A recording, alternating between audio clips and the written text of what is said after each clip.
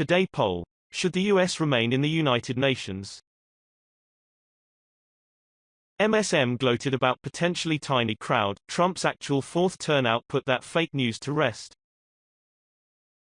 For the liberal media, it wasn't as embarrassing as the 2016 election result, but it was up there. From predicting a potentially pitiful turnout for the 4th of July festivities in the nation's capital to producing ominous warnings that Trump was putting on a spectacle simply to put himself at center stage, the mainstream media flubbed the doomsaying that preceded Thursday's Independence Day celebration in Washington. And President Donald Trump proved the critics wrong again. In the run-up to the July 4th party on the National Mall, there was no shortage of detractors slamming Trump's plans, whether it was wanting to have military hardware like tanks on hand for American citizens to appreciate, or his decision to speak at an event that presidents in the past have not attended. The New York Times weighed in Thursday with a particularly egregious headline that stated Trump's salute offends some in military, with a summary headline: fears of being paraded on 4th as props. The headline was different in the online edition, possibly because someone at the Times realized the story didn't back up the doomsaying headlines in the slightest. No active duty military were even quoted, much less any expressing fears of being paraded as props. One almost laughable in hindsight article published by the UK Independent on Thursday practically gloated in advance about what the story said could be an embarrassingly small crowd on the National Mall.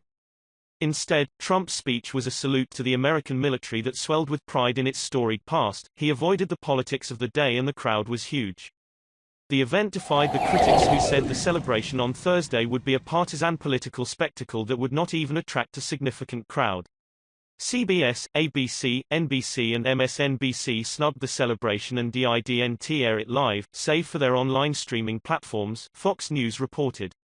Yet a massive crowd gathered on the Lincoln Memorial despite the rain, with Trump later tweeting an aerial photo showing an audience that filled both sides of the memorial's reflecting pool and stretched to the Washington Monument.